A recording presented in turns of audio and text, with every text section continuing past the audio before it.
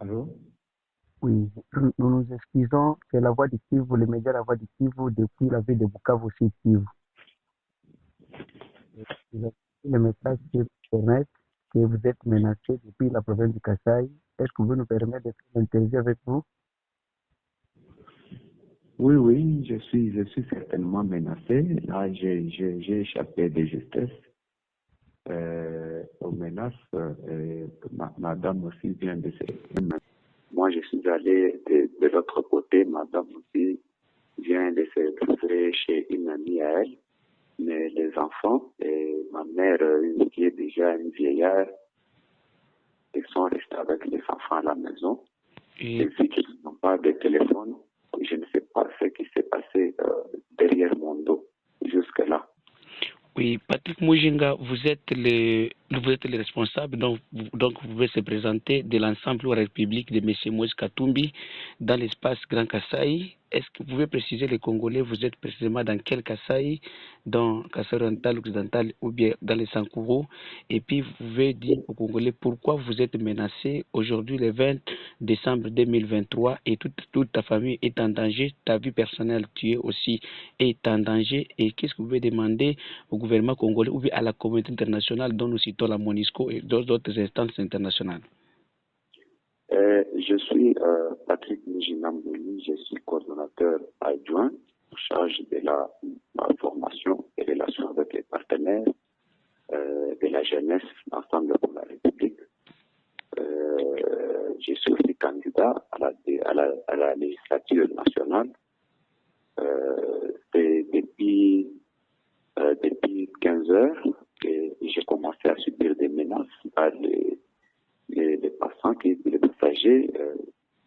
Finalement, quand je suis sorti, et je suis rentré vers 20 heures, pendant que je dormais déjà, il y a eu un groupe de gens qui sont venus devant la parcelle, ils ont commencé à menacer, de piller, de mettre le feu à tout ce qui est Tokatumbi. Et finalement, je me suis échappé et madame aussi a suivi. Et les enfants sont restés avec ma mère. Je demanderai au gouvernement congolais et aussi à la MONUSCO et la communauté internationale d'abord de sécuriser ma vie et celle des miens. Parce que la vie est sacrée, comme dit-on. Et en dehors de la politique, je ne vois pas pourquoi nous pouvons nous comporter en ennemis, parce que c'est juste la politique. Après, la vie va continuer. Mais les menaces, quand il y a même, ils ont beaucoup exagéré, et il y avait déjà des projectiles qui jetaient déjà sur les toits de la maison. Alors, c'est ainsi que je me suis échappé. Est-ce que, Monsieur Patrick Mujinga, ta vie est en danger. Est-ce que vous avez essayé de contacter les autorités locales dans la province du Grand Kasaï? Oui, jusque-là, j'ai essayé d'appeler les officiers de la police. J'ai appelé le président du cadre de concertation. En fait, lui, malheureusement, il n'a pas pris le téléphone. Mais j'étais avec lui ce soir, malgré qu'il coordonnait la mission d'observation, il était fatigué physiquement quand j'étais avec lui avant que les menaces arrivent. Mais là, j'ai appelé, il n'a pas pris le téléphone, je viens de lui laisser le message. J'ai appelé aussi le colonel de la police qui était au district Est, celui qui était chargé des opérations, mais encore sans succès. Je vais encore de lui laisser le message sur son compte WhatsApp. Et finalement, je me suis perdu. Est-ce que vous avez eu la réponse provenant des autorités avec tous ces efforts que vous avez faits?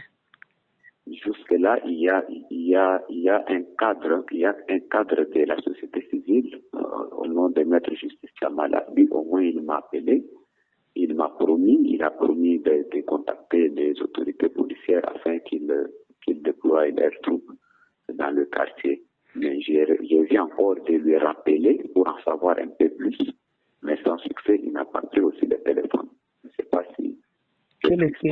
Quelle était la situation ou le déroulement des élections? Parce que dans les avant-midi, nous avions eu les images qui étaient tellement très très chaotiques au Kasaï. La population accusait l'ensemble de la République ou bien la CENI que toutes les machines, il n'y avait que la photo ou bien la de Moïse Katumbi. Comment pouvez-vous répondre à ces accusations? Les images ont été bel et bien vraies, mais sur le plan intellectuel, je n'ai pas compris, je n'arrive pas à comprendre. Il est impossible pour moi d'accepter parce que j'ai vu même un courrier de la part du ministre des Affaires intérieures, coutumières et sécuritaires qui a démenti l'information, mais les images ont été vraies. J'en ai aussi quelques-unes. Et dans quelques groupes, il y a des cadres qui ont confirmé et affirmé l'information qu'il y avait des gens qui allaient pour voter le numéro 20 et subitement c'était le numéro 3 qui apparaissait dans les machines. En fait. Et ce que moi je n'ai pas vu, je ne peux pas confirmer parce que je n'ai pas vécu personnellement. Revenons un peu à la question sécuritaire. Donc, comment la situation d'autres cadres de l'ensemble de la République dans la province, dans votre province, parce que nous avions toujours eu des informations que les gens ils ne veulent pas attendre de Moïse Katumbi et autres histoires. Est-ce que vous êtes libre de porter les polos ou bien les affiches qui a la face de Moïse Katumbi? Non. C'est très, très, très dangereux. Très dangereux. Pour votre gouverne, il y a de cela 3 jours, 3 ou 4 jours, qu'on a voulu mener une activité. Quand même l'activité avait réussi, mais avant la réussite, moi personnellement, j'ai failli être tué. Et aussi notre cadre de parti. Mais aujourd'hui, si vous n'avez pas encore vu les images, notre permanence, notre siège a été vandalisé. Et c'est presque tous les cadres qui se plaignent et qui sont en cavale, qui vivent en clandestinage. Monsieur Patrick Mujinga, devant les médias, la voix du Kivu, la voix des sans-voix depuis la province du Sud Kivu, quel est votre dernier message aux Congolais en général et à ceux-là qui n'ont pas l'intolérance politique? Je demanderai à tout Congolais de garder leur mal en patience. La politique, ce n'est pas une guerre. La politique, c'est une question d'appartenance et la démocratie doit vraiment primer et que tout le monde a le libre arbitre de choisir son